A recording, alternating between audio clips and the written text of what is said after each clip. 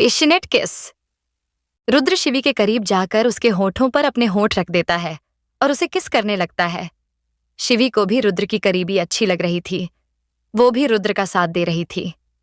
दोनों की ये सॉफ्ट किस कब पैशनेट किस में बदल गई पता ही नहीं चला। अब दोनों एक दूसरे को पैशनेटली किस करने लगे। जब शिवी की सांस उखड़ने लगती है तब जाकर रुद्र शिवी से अलग होता है। जैसे ही रुद्र शिवी से अलग होता है वैसे ही शिवी को होश आता है कि वो अब भी क्या कर रही थी और वो वहां से वॉशरूम में भाग जाती है। शिवी को भागते हुए देखकर रुद्र भी उसके पीछे जाता है। तब तक शिवी वॉशरूम का दरवाजा बंद कर देती है और रुद्र बाहर रह जाता है। रुद्र बाहर से दरवाजा खटखटाते हुए पूछता है, क्या हुआ शिवी, तुम ठीक तो हो? तभी रुद्र को अंदर से रोने की आवाज आती है तो रुद्र और भी ज्यादा परेशान हो जाता है और दरवाजा जोर से पीटते हुए पूछता है, शिवी क्या हुआ, तुम रो क्यों रही हो, तुम ठीक तो हो? प्लीज दरवाजा खोलो, मुझे तुमसे बात करनी है। तो शिवी ने रोते हुए कहा, रुद्र प्लीज तुम यहां से चले जाओ, मुझे तुमसे कोई बात नहीं करनी। प्लीज मुझे इस वक्त अकेला छोड़ दो, मैं कुछ वक्त अकेले रहना चाहती हूं। रुद्र ने मना करते हुए कहा, नहीं, मैं यहां से कहीं नहीं जा रहा। पहले तुम बताओ क्या हुआ है, तुम इसे बिहेव क्यों कर रही हो?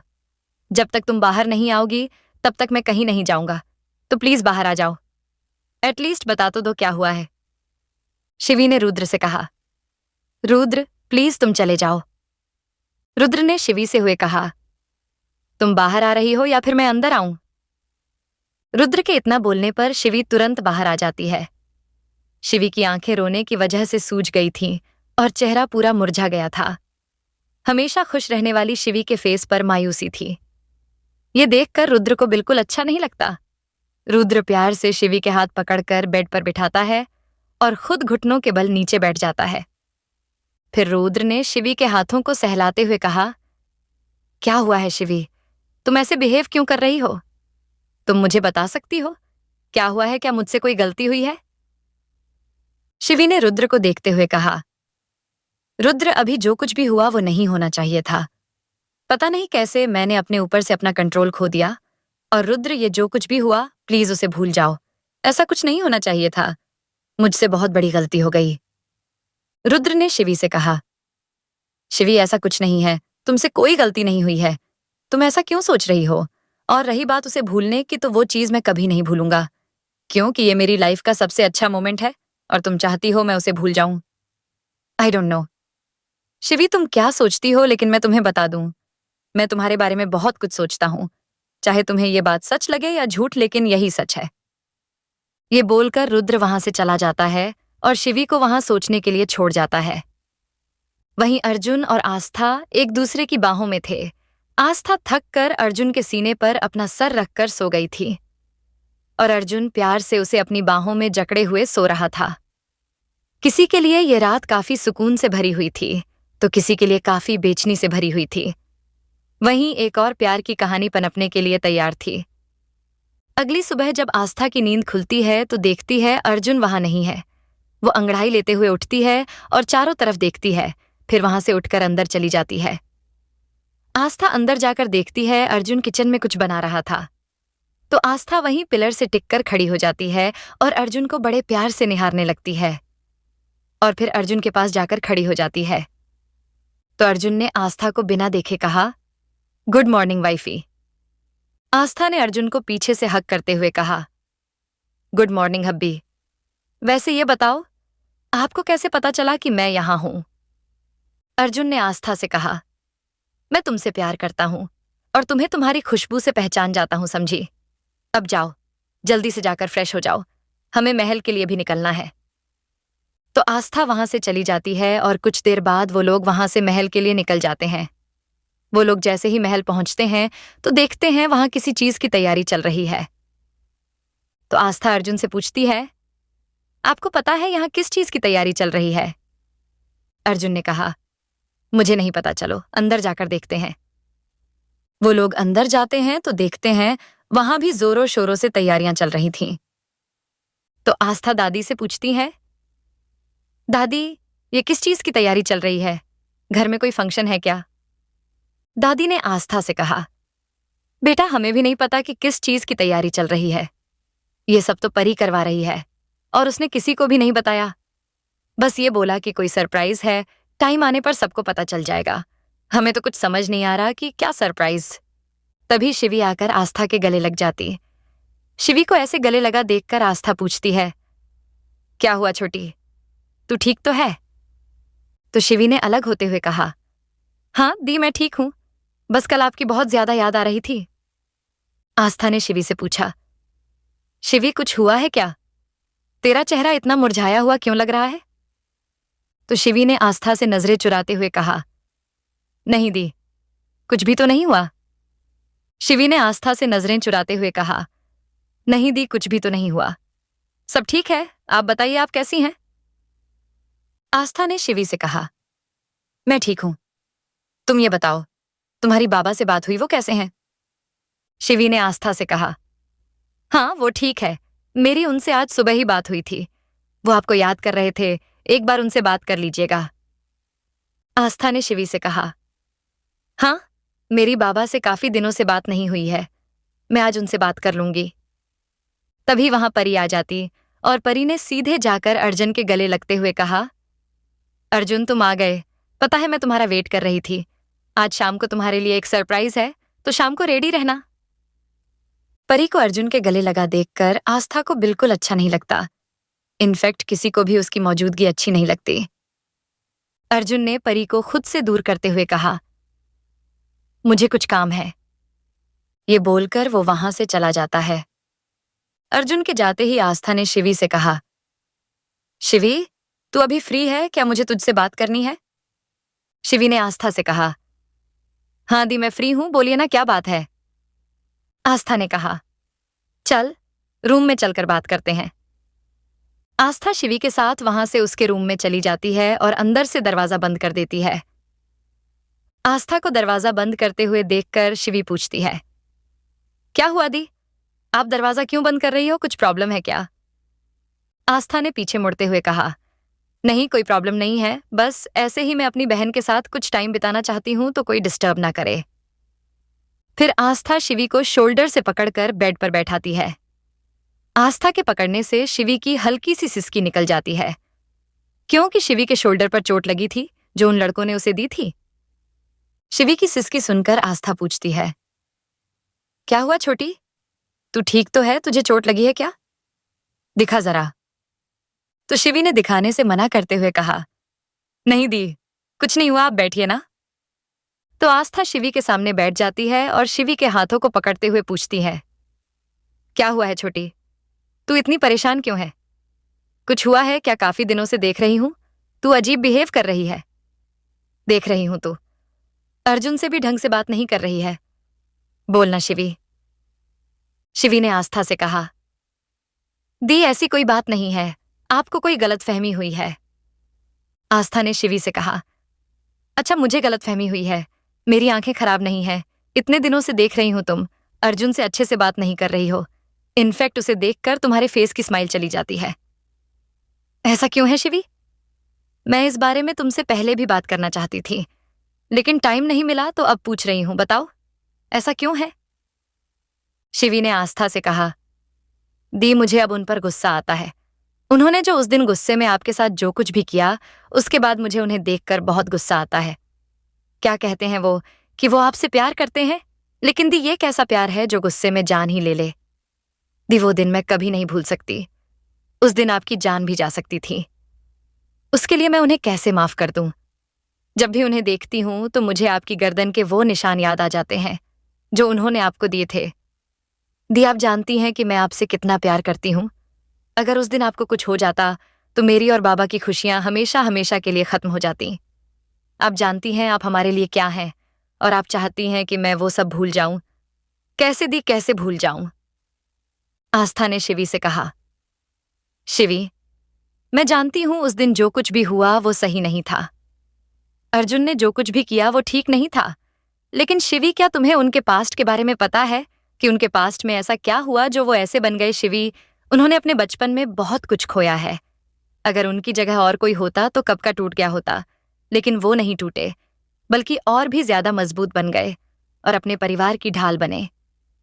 तुझे क्या लगता है वो मुझसे प्यार नहीं करते? उनका प्यार मेरे लिए सिर्फ दिखावा है। नहीं शिवी, ऐसा नहीं है। वो मुझसे बहुत प्यार करते हैं, अपनी जान भी ज्यादा। शिवी देख, एक बार तू खुद को उनकी जगह रखकर देख, फिर कोई फैसला कर। मेरी बात मान तो सब भूल जा। एक बार भूल कर तो देख, तुझे भी अच्छा लगेगा। अच्छा, अब मैं चलती हूं। और फिर आस्था वहां से चली जाती है। वहीं अर्जुन अपने रूम में बैठकर अमन से वीडियो कॉल पर बात कर रहा था। तभी आस्था रूम में आती है। आस्था को नहीं पता था कि अर्जुन वीडियो कॉल पर है। आस्था सीधा आकर अर्जुन की गोद में बैठ जाती है और उसके गाल खींचने लगती है। अमन के अलावा और भी लोग थे कॉल पर।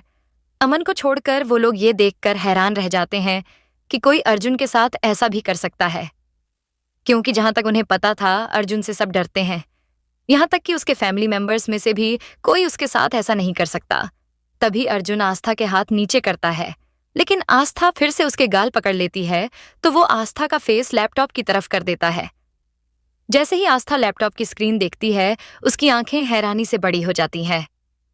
आस्था अर्जुन की गोद में बैठकर उसके गाल पकड़कर खींच रही थी। वहीं सब लोग ये देखकर हैरान थे। अर्जुन आस्था का फेस लैपटॉप की तरफ कर देता है। जैसे ही आस्था स्क्रीन पर देखती है, तो उसकी आंखें हैरानी से बड़ी हो जाती हैं और वो एकदम से खड़ी हो जाती है। अब आस्था को अपनी हरकत पर बहुत शर्म आ रही थी। तभी अर्जुन मीटिंग ओवर कर देता है, तो अमन को छोड़कर सब लोग चले जाते हैं। जैसे ही सब लोग जाते हैं, वैसे ही अमन अपने अवतार में आ जाता है। अमन ने आस्था को देखकर कहा, अरे वाह भाभी, आज तो आपने तो कमाल ही कर दिया। जो लोग अर्जुन सिंह राठौर का हाथ भी पकड़ने से डरते हैं, आपने तो उनके सामने अर्जुन के गाल ही खींच डाले। वैसे अर्जुन के गाल खींचते देखकर मुझे तो मजा आ गया।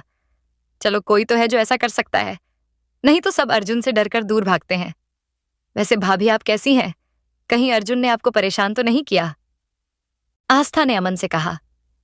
मैं ठीक हूं अमन, तुम बताओ तुम कैसे हो? अमन ने मुस्कुराते हुए कहा, मैं भी ठीक हूं, बस आपकी दोस्त ने थोड़ा परेशान कर रखा है। जब देखो तब बक बक करती रहती है। उसकी बक बक सुनकर मेरे सिर में दर्द हो जाता है।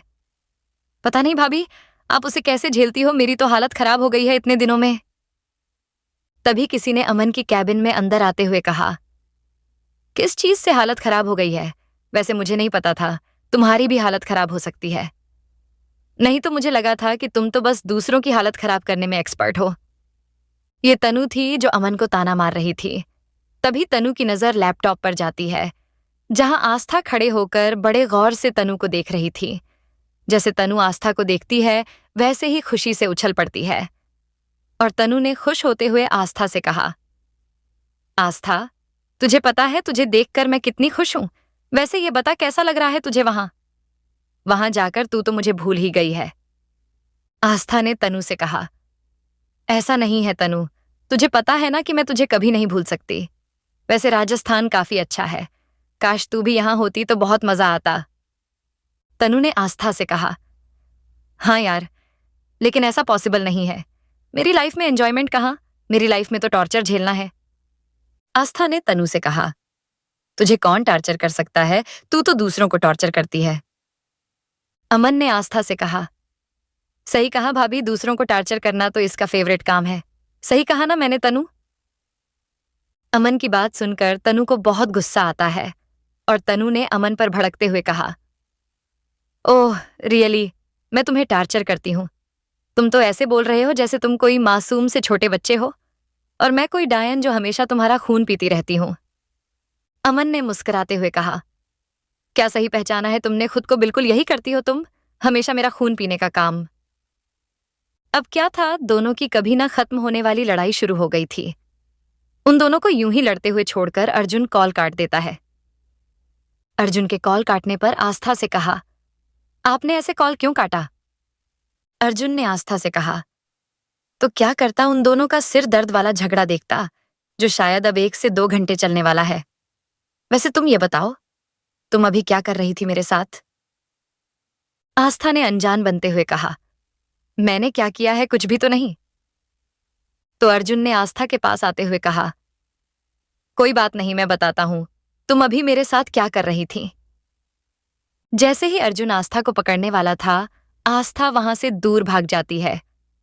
तो अर्जुन आस्था के पीछे उसे पकड़ने के लिए भागता है। तो आस्था अर्जुन को चिढ़ाते हुए भागने लगती है और भागते हुए पिलो अर्जुन के ऊपर फेंकने लगती है। अर्जुन भी आस्था को पिलो फेंक कर मार रहा था। अर्जुन आस्था के साथ बिल्कुल खुलकर जीता था। तभी कोई बिना नॉक किए दरवाजा खोल देता है और जैसे ही रूम की हालत देखता है तो उसकी आंखें शौक से खुली रह जाती हैं। आप लोग तो जान ही गए होंगे कि वो कौन है। जी हाँ, बिल्कुल सही पहचाना। वो हमारे प्यारे रुद्र ही थे, जिन्हें अर्जुन के रूम में बिना नॉक किए घुसने की आदत थी। रुद्र रूम की हालत देखकर शॉक हो जाता है। उस रूम को देखकर ऐसा लग रहा था कि यहां कोई 2-5 साल के बच्चे रह रहे हों। रुद्र ने रूम को देखकर कहा, ओह माय गॉड, यहां तो भूकंप आया है। अर्जुन ने रुद्र को देखकर कहा, शट अप रुद्र, और तुम कभी नॉक करके नहीं आ सकते क्या? हमेशा बिना नॉक किए ही आते हो। कभी तो नॉक करके आया करो। रुद्र ने अर्जुन से कहा, सॉरी भाई, आगे से याद रखूंगा। वैसे ये बताइए, यहां क्या कोई छोटा बच्चा है? अर्जुन ने रुद्र से कहा, नहीं, यहां कोई बच्चा नहीं है। तुम ऐसा क्यों पूछ रहे हो? रुद्र ने चारों तरफ देखते हुए कहा, तो ये रूम की हालत ऐसी किसने की? रूम की हालत देखकर ऐसा लग रहा है कि यहां कोई 5 साल का छोटा बच्चा है। तो क्या आप दोनों ने रूम की ऐसी हालत की है? अनबिलीवेबल भाई, आप ऐसा कर सकते हो। वैसे भाई, आप दोनों ही बच्चों की तरह बिहेव करते हो, तो खुद के बच्चों को कैसे संभालोगे? दादी की ख्वाहिश है कि आप बच्चे कर लो, लेकिन मेरी एडवाइस मानो तो कुछ साल तक रुक जाओ। मैं दादी को समझा दूंगा कि अभी आप दोनों खुद बच्चे हो, तो बच्चे कैसे संभालोगे? अर्जुन ने रुद्र से कहा, रुद्र, अगर तुम्हारी बकवास खत्म हो गई हो तो ये बताओ यहां क्यों आए हो? रुद्र ने अर्जुन से कहा, भाई, वो मैं आपको बुलाने आया था। आपको दादी बुला रही थी, उन्होंने ही मुझे भेजा था। अर्जुन ने गुस्से में कहा, हाँ, तो दादी ने ये तो नहीं कहा था कि तुम बिना नॉक किए रूम में आ जाना? रुद्र ने अर्जुन से कहा, सॉरी भाई, नेक्स्ट टाइम से याद रखूंगा। अर्जुन ने रुद्र से कहा, लगता तो नहीं है। ये बोलकर अर्जुन वहां से चला जाता है। अर्जुन के जाते ही रुद्र आस्था के पास आकर कहा, थैंक यू भाभी। आस्था ने रुद्र से कहा, किस लिए? तुम मुझे थैंक्स किस लिए बोल रहे हो? रुद्र ने आस्था से कहा, मैं आपको थैंक्स इसलिए बोल रहा हूं कि जो आपने किया है वो हम में से कोई आज तक नहीं कर पाया। आप भाई को खुलकर जीना सिखा रही हैं, वरना तो वो तो मुस्कुराना भी भूल गए थे, लेकिन आपके आने के बाद तो जैसे भाई बिल्कुल ही बदल गए हैं। वो अब मुस्कुराते हैं और आपके साथ तो खुलकर जीते हैं। बस यही चाहता हूं कि भाई की लाइफ में खुशियां हमेशा रहें, अब उनकी लाइफ में कोई प्रॉब्लम ना आए। आस्था ने रुद्र से कहा, डोंट वरी रुद्र, अब ऐसा कुछ नहीं होगा। वहीं अर्जुन नीचे दादी के पास बैठा हुआ था। वो लोग किसी चीज को लेकर डिस्कशन कर रहे थे।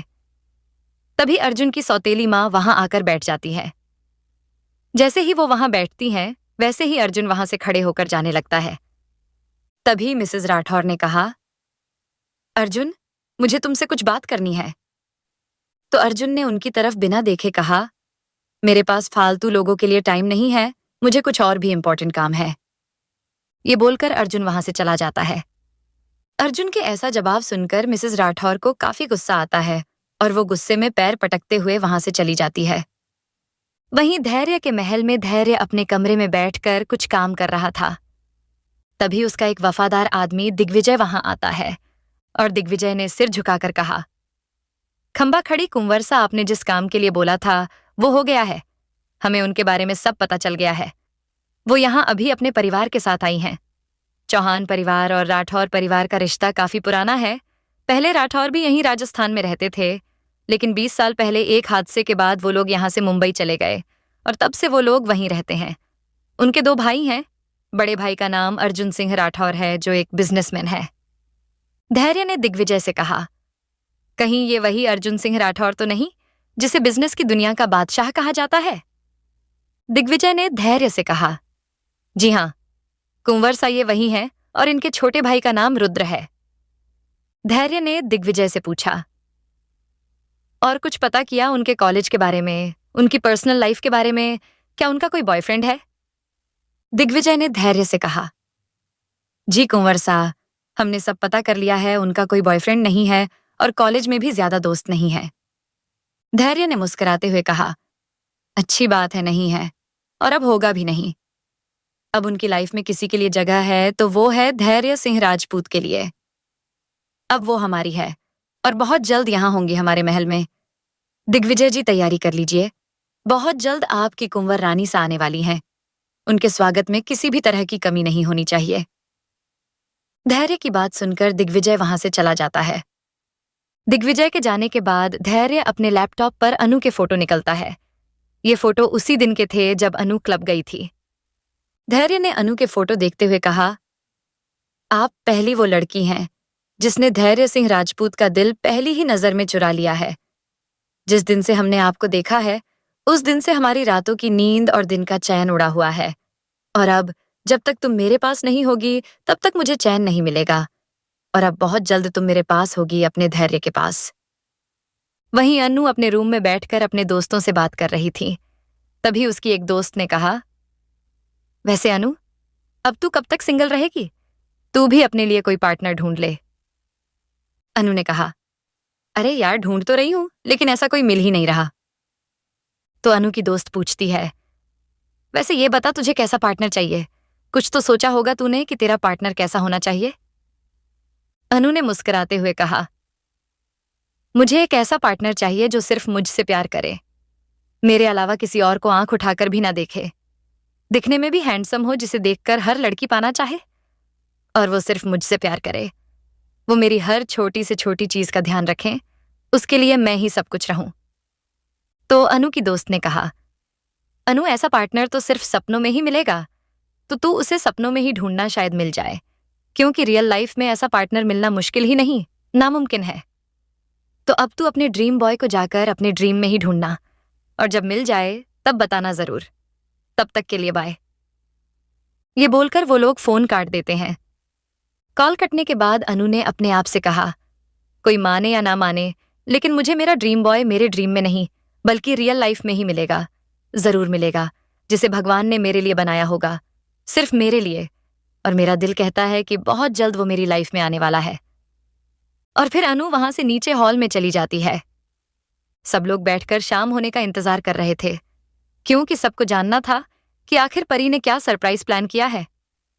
कुछ देर में सब लोग पार्टी के लिए रेडी होने अपने अपने कमरे में चले जाते हैं।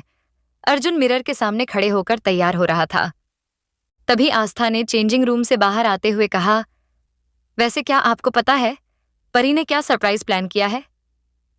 अर्जुन ने अपने बाल ठीक करते हुए कहा, मुझे क्या पता उसने क्या सरप्राइज प्लान किया है, थोड़ी देर में पता चल जाएगा। वैसे भी मुझे ये सब बहुत इरिटेटिंग लग रहा है। ये बोलते हुए अर्जुन जैसे ही पीछे पलटता है तो आस्था को देखता ही रह जाता है, क्योंकि आस्था काफी खूबसूरत लग रही थी। आस्था आज बिल्कुल एक राजकुमारी की तरह तैयार हुई थी। आस्था को देखकर कोई भी यही कहेगा कि वो एक राजकुमारी है। आस्था अपने लहंगे को ठीक करते हुए आगे आ रही थी। उसने अर्जुन की तरफ नहीं देखा था, वो वैसे ही आगे बढ़ती आ रही थी। वहीं अर्जुन उसे एकटक देखे जा रहा था। तभी आस्था आकर अर्जुन के सामने रुक जाती है और उसे देखती है। तो आस्था के मुंह से एक ही शब्द निकलता है, वाओ, आप तो बिल्कुल किसी प्रिंस की तरह लग रहे हो। अर्जुन ने आस्था से कहा, जब वाइफ प्रिंसेस लग रही है तो हस्बैंड प्रिंस क्यों ना लगे? आस्था ने मुस्कुराते हुए अर्जुन से कहा, हाँ, बात तो सही है। वैसे मुझे एक बात की खुशी है कि परी ने ये राजस्थानी थीम रखी, कोई और थीम नहीं। अर्जुन ने आस्था के करीब आते हुए कहा, वैसे मैं सोच रहा था कि नीचे पार्टी बोरिंग होगी, तो क्यों ना हम यहीं अपनी पार्टी एंजॉय करें, क्या बोलती हो? आस्था ने अर्जुन की चेस्ट पर अपने दोनों हाथ रखकर उसे रोकते हुए कहा, ऐसा कुछ सोचना भी मत। नीचे पार्टी चल रही है और हमें उसे अटेंड करना है, तो अगर आप रेडी हो गए हों तो चलें नीचे, या फिर मैं अकेले जाऊं, आप यहीं बैठकर अपनी पार्टी एंजॉय करेंगे। अर्जुन ने आस्था से कहा, अगर तुम साथ होती तो शायद नहीं जाता, लेकिन अकेले यहां बैठकर क्या ही करूंगा। और फिर वो लोग वहां से नीचे चले जाते हैं। आस्था और अर्जुन दोनों एक साथ नीचे आ रहे थे, तो सबकी नजरें उन दोनों पर ही टिकी थीं, क्योंकि वो दोनों एक साथ बहुत अच्छे लग रहे थे, बिल्कुल मेड फॉर ईच अदर। उन दोनों को एक साथ देखकर पर को बिल्कुल अच्छा नहीं लग रहा था। उसे अंदर ही अंदर काफी गुस्सा आ रहा था। वो लोग आकर दादी के पास खड़े हो जाते हैं। दादी ने आस्था को देखकर नजर उतारते हुए कहा, बहुत सुंदर लग रही है मेरी बच्ची। तभी शिवराज जी अर्जुन के पास आते हैं और उसे अपने साथ ले जाते हैं। शिवी भी काफी खूबसूरत लग रही थी और रुद्र की नजरें तो उससे हट ही नहीं रही थीं। वो तो बस उसे ही देखे जा रहा था। तभी अनु रुद्र की बगल में आकर खड़ी हो जाती है और अनु ने शिवी को देखते हुए रुद्र से कहा, वैसे वो काफी खूबसूरत लग रही है ना? तो रुद्र ने उसी तरह शिवी को देखते हुए कहा, हाँ बहुत सुंदर लग रही है। तो शिवी ने रुद्र से कहा, अगर आप उसे इस तरह घूरोगे तो उसे आपकी ही नजर लग जाएगी, और कब तक आप उसे ऐसे ही दूर से ताड़ते रहोगे? एक बार उसके पास जाकर अपने दिल की बात बोलकर तो देखो। अगर आप ऐसे ही बस उसे दूर से देखते रहोगे तब तक कोई और उसे प्रपोज करके ले जाएगा, और आप इसी तरह दूर खड़े होकर देखते ही रहना। रुद्र ने शिवी से कहा, अरे मेरी माँ चुप कर, तू क्यों मुझे डरा रही है? मेरा डर कम करने की जगह बढ़ा रही है। एक तो इस बात का डर है, अगर मैंने उसे बता भी दिया तो पता नहीं कैसे रिएक्ट करेगी। हाँ, बोलेगी या ना बोलेगी, और अगर ना बोल दिया तो मैं क्या करूंगा? मेरा तो ये सोच सोचकर बुरा हाल हो रहा है, और ऊपर से तू और डरा रही है। मैं बहुत जल्द उसे सब बता दूंगा, लेकिन प्लीज तब तक मुझे डरा मत। अनु ने रुद्र से कहा, भाई मैं डरा नहीं रही हूं, मैं तो बस बोल रही थी। कहीं ऐसा ना हो आप बस इंतजार करते रह जाएं और उसे कोई और ले जाए। ये बोलकर अनु वहां से आस्था के पास चली जाती है।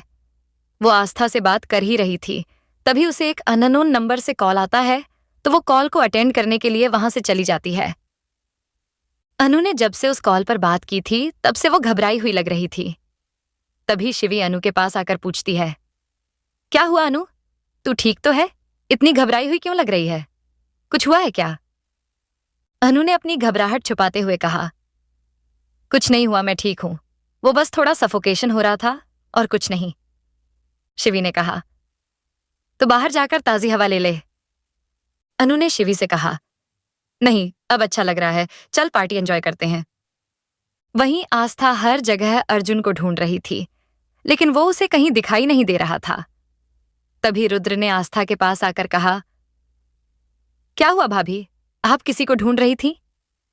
आस्था ने रुद्र से कहा, नहीं किसी को नहीं।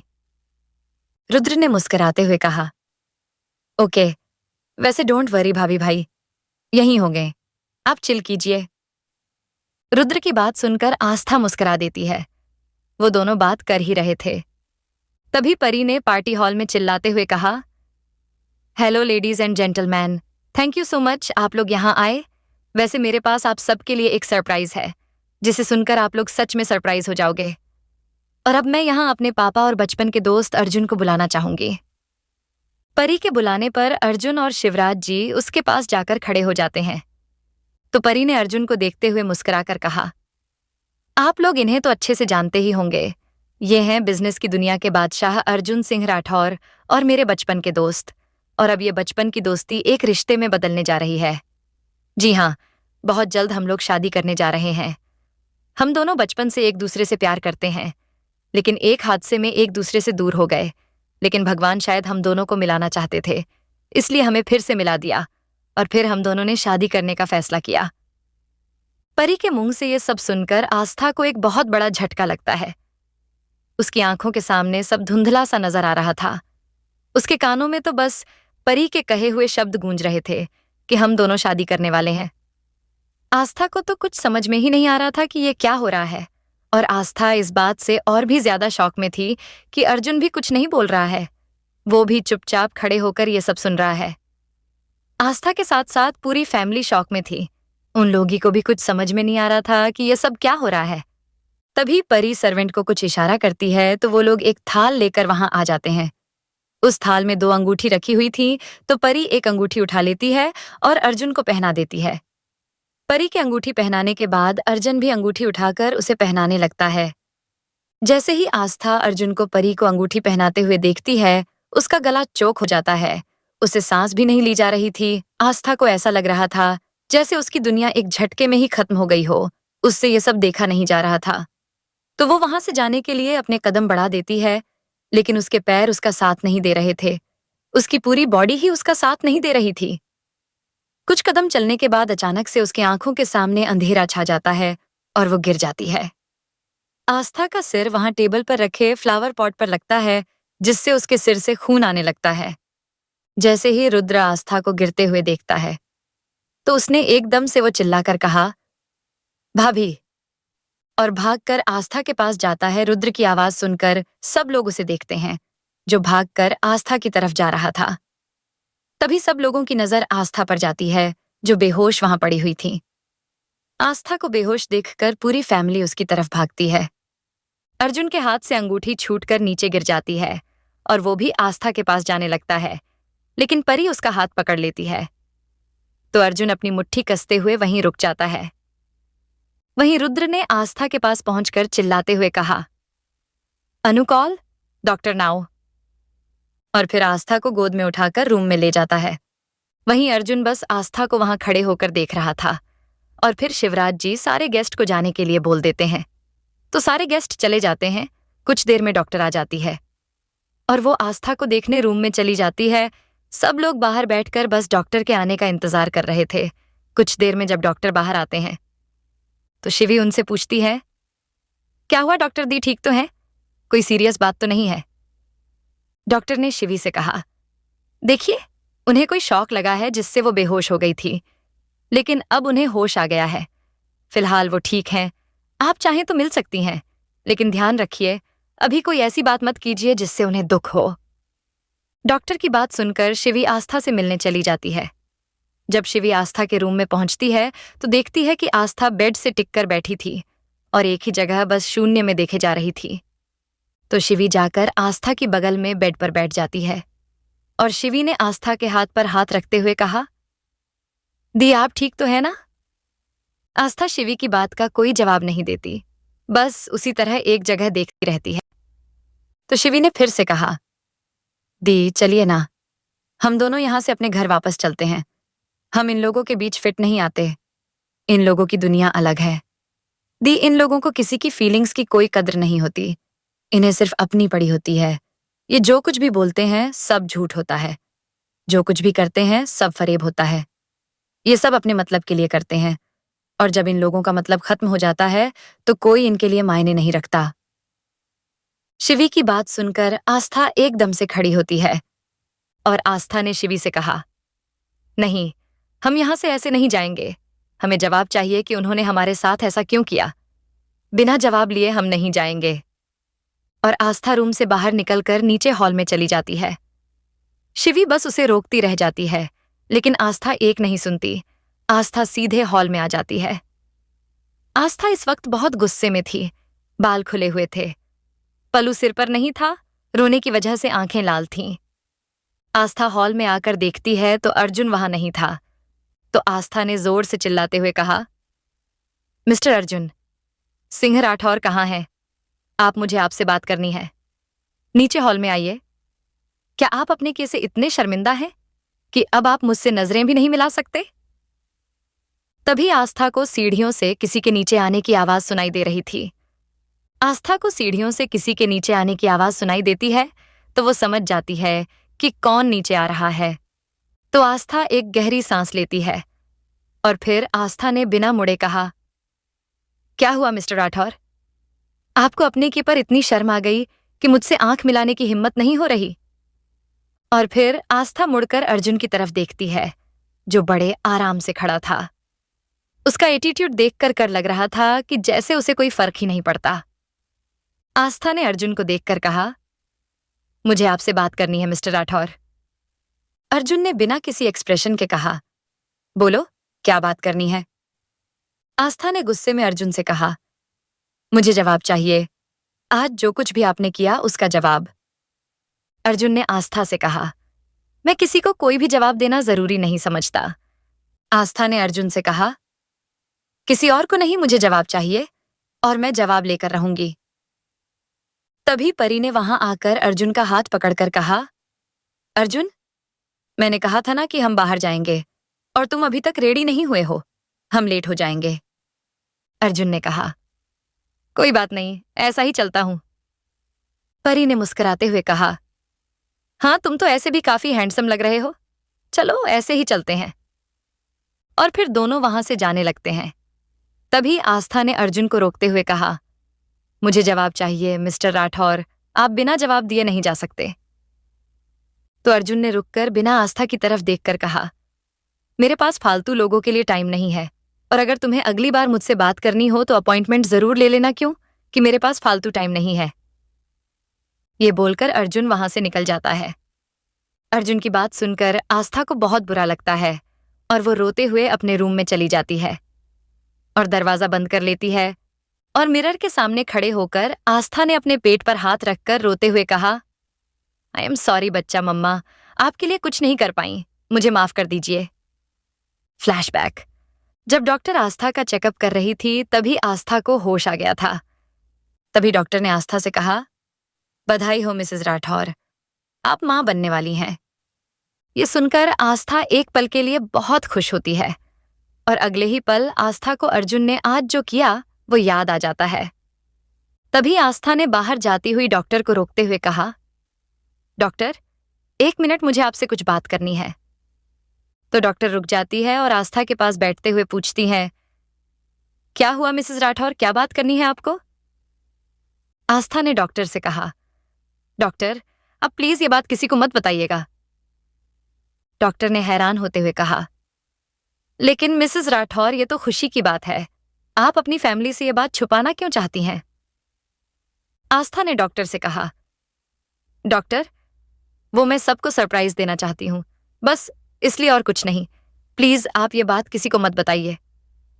डॉक्टर ने मुस्कुराते हुए कहा, जी मैं किसी को नहीं बताऊंगी। और डॉक्टर वहां से चली जाती है। डॉक्टर के जाने के बाद आस्था ने अपने आप से कहा, मैं ये बात अभी किसी को नहीं बता सकती, आज जो कुछ भी अर्जुन के किया उसका जवाब बिना लिए ये बात मैं किसी को नहीं बताऊंगी। मैं नहीं चाहती जो मेरे साथ हो रहा है वो मेरे बच्चे के साथ भी हो। Flashback and. आस्था वहीं बैठकर रो रही थी, तभी कोई उसके रूम के डोर पर नॉक करता है। तो आस्था बिना डोर खोले ही पूछती है, कौन है? तो शिवी की आवाज आती है, दी मैं हूं, प्लीज दरवाजा खोलिए, मुझे आपसे बात करनी है। आस्था ने शिवी से कहा, छोटी मुझे कुछ वक्त अकेले रहना है, प्लीज इस वक्त तू यहां से जा। शिवी ने आस्था से कहा, दी प्लीज दरवाजा खोल दीजिए। आस्था ने थोड़े गुस्से में कहा, मैंने कहा ना छोटी, मुझे इस वक्त अकेला रहना है, और एंड डोंट वरी मैं ठीक हूं। ना चाहते हुए भी शिवी वहां से चली जाती है। अगली सुबह आस्था अपने रूम की बालकनी में खड़ी थी, तभी उसकी नजर अर्जुन और परी पर जाती है जो घर आ रहे थे। परी ने अर्जुन का हाथ पकड़ा हुआ था। ये देखकर आस्था को अच्छा नहीं लग रहा था, तो वो अपने रूम में अंदर चली जाती है और कर्टन लगा देती है। तभी कोई डोर पर नॉक करता है तो आस्था जाकर दरवाजा खोलती है तो देखती है सामने रुद्र खड़ा था जिसके हाथ में नाश्ते की प्लेट थी। आस्था ने रुद्र को देखकर कहा, रुद्र तुम यहां कुछ काम था? रुद्र ने आस्था से कहा, कुछ काम होगा तभी आऊंगा आपके पास, बिना काम के नहीं आ सकता। फिर रुद्र ने अंदर आते हुए कहा, वैसे एक काम तो था आपसे, ये नाश्ता खिलाना था आपको, तो आइए यहां बैठकर नाश्ता कर लीजिए। आस्था ने मना करते हुए कहा, रुद्र मुझे भूख नहीं है तो तुम इसे ले जाओ। आस्था की बात सुनकर रुद्र ने आस्था का हाथ पकड़कर बिठाते हुए कहा, आइए और चुपचाप यहां बैठिए और ये लीजिए, नाश्ता कीजिए। अगर आप नहीं खाओगे तो मैं भी नहीं खाऊंगा, और आपको पता है ना कि मुझसे भूखा नहीं रहा जाता, प्लीज खा लीजिए। रुद्र की बात मानकर आस्था नाश्ता कर लेती है। तभी वहां शिवी भी आस्था के लिए ब्रेकफास्ट लेकर आती है, लेकिन आस्था को नाश्ता करते देख और रुद्र को वहां देखकर वो दरवाजे पर ही रुक जाती है और फिर बिना कुछ बोले वहां से चली जाती है। शिवी वहां से जा रही थी, तभी उसे रास्ते में परी और अर्जुन मिलते हैं, तो वो उन्हें इग्नोर करते हुए वहां से निकल जाती है। वहीं आस्था ने नाश्ता कर लिया था और प्लेट रुद्र को दे दी थी, तो रुद्र प्लेट लेकर वहां से जाने लगता है। तभी आस्था एकदम से चीखती है, तो रुद्र उससे पूछता है, क्या हुआ भाभी, आप ठीक तो हो? आस्था ने रुद्र से कहा, वो मेरी आंख में कुछ चला गया है। रुद्र ने कहा, 1 मिनट भाभी, मैं देखता हूं। और वो आस्था की आंख देखने लगता है। रुद्र आस्था की आंख देख रहा था। तभी अर्जुन और परी वहां आ जाते हैं। परी ने रुद्र और आस्था को देखकर कहा, क्या बात है, यहां तो रोमांस चल रहा है, लगता है अब तुम्हें नया पार्टनर मिल गया है। परी की बात सुनकर रुद्र को बहुत गुस्सा आता है और रुद्र ने परी से गुस्से में कहा, तुम्हारा दिमाग खराब है, क्या बकवास कर रही हो? परी ने रुद्र से कहा, मैं कोई बकवास नहीं कर रही, मैं तो वही बोल रही हूं जो दिख रहा है। रुद्र ने गुस्से में कहा, जरूरी नहीं है जो दिख रहा है वो सच हो, और ये बताओ, ऐसा भी क्या देख लिया तुमने जो ऐसी बकवास कर रही हो? परी ने आस्था को देखते हुए कहा, यही कि एक भाई ने छोड़ा तो दूसरे भाई को कैसे फंसाते हैं। वैसे आस्था, मुझे एक बात समझ नहीं आई, तुम ये सब कैसे कर लेती हो? पहले तुमने अर्जुन को फंसाया, और जब अर्जुन ने तुम्हें छोड़ दिया तो तुमने रुद्र को फंसा लिया। आखिर कैसे तुम ये सब कैसे कर लेती हो? और मुझे तो ये समझ नहीं आ रहा, पहले तुम अर्जुन को किस करती थी, अब तुम रुद्र को। परी ने इतना ही बोला था, तभी उसके गाल पर एक जोरदार थप्पड़ पड़ता है। परी को तो कुछ समझ ही नहीं आया कि एकदम से उसके साथ क्या हुआ। वो अपने गाल पर हाथ रखे ही रह जाती है। जैसे ही उसे होश आता है कि अभी उसे थप्पड़ पड़ा है, तो वो मुड़कर उस इंसान की तरफ देखती है जिसने उसे थप्पड़ मारा था। परी को थप्पड़ किसी और ने नहीं बल्कि आस्था ने मारा था। परी भी आस्था को थप्पड़ मारने के लिए हाथ उठाती है तो आस्था उसके हाथ को बीच में ही पकड़ लेती है, और आस्था ने परी का हाथ झटकते हुए कहा, सोचना भी मत, अगर दोबारा हाथ उठाने की कोशिश की तो हाथ उखाड़कर दूसरे हाथ में दे दूंगी।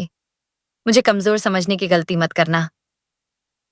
परी ने गुस्से में कहा, ये अच्छा है, खुद ऐसी शर्मनाक हरकत करो और थप्पड़ दूसरों को मारो। आस्था ने गुस्से में कहा, मैंने ऐसी कौन सी हरकत की है, जरा मुझे भी तो बताओ। परी ने आस्था से कहा, ये तुम मुझसे पूछ रही हो, अभी तुम्हारे और रुद्र के बीच क्या चल रहा था? हाँ, तुम्हें शर्म आनी चाहिए, अपने एक्स हस्बैंड के भाई के साथ ही तुम।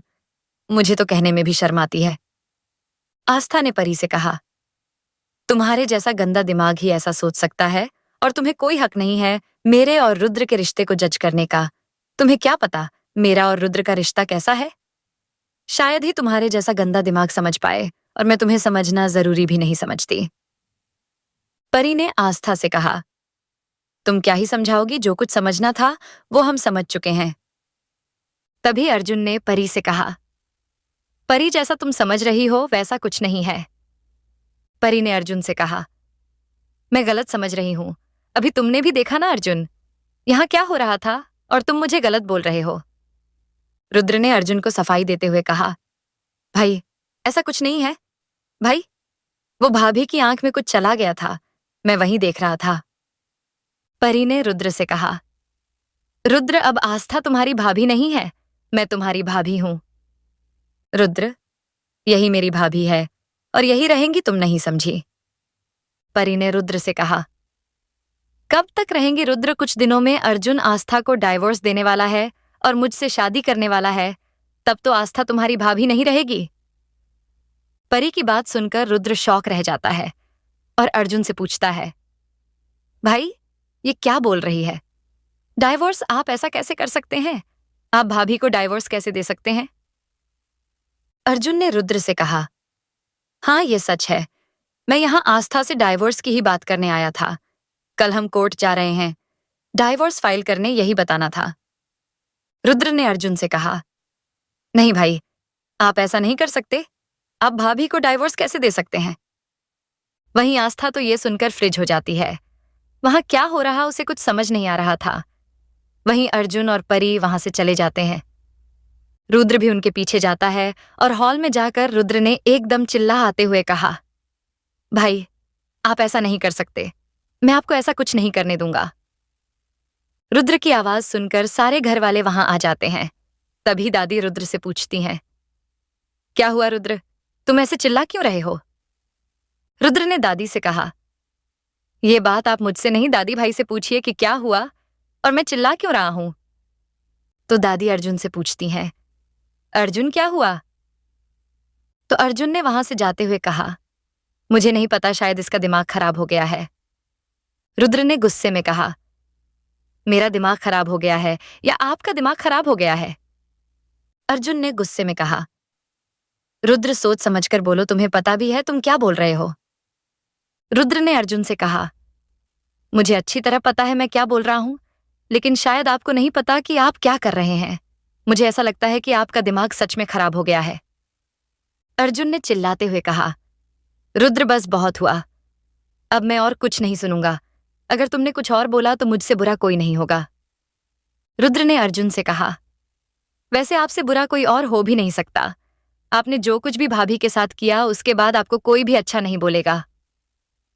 अर्जुन ने रुद्र से कहा, मुझे कोई फर्क नहीं पड़ता कि कोई मेरे बारे में क्या सोचता है और क्या सोचेगा। रुद्र ने अर्जुन से कहा, भाई, मैंने कभी नहीं सोचा था कि आप ऐसा कुछ करेंगे जिससे मुझे आपको भाई बोलने में भी शर्म आएगी। मैं हमेशा कहता था कि आप मेरे आइडल हो, लेकिन अब मुझे अफसोस होता है कि मैंने कभी आपको अपना आइडल माना था। क्या लगता है, क्या अर्जुन सच में परी से शादी करने जा रहा है या फिर यह कोई साजिश है? जानने के लिए बने रहिए सिर्फ और सिर्फ AK स्टोरी पॉइंट चैनल पर।